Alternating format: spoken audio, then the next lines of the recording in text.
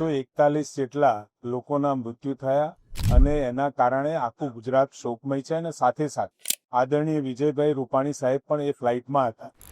એક એવું વ્યક્તિત્વ ગુજરાતે ગુમાવ્યું છે, ભારતીય જનતા પાર્ટીએ ગુમાવ્યું છે.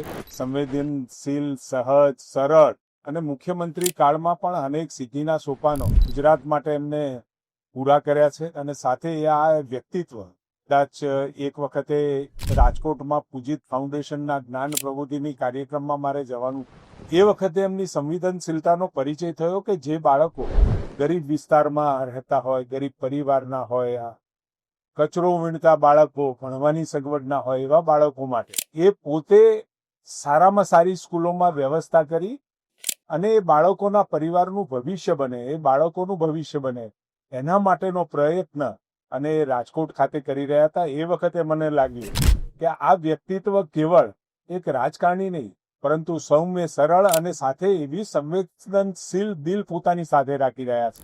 મને લાગે છે કે આવું વ્યક્તિત્વ આપણા માટે ગુજરાતને ખૂબ પડશે.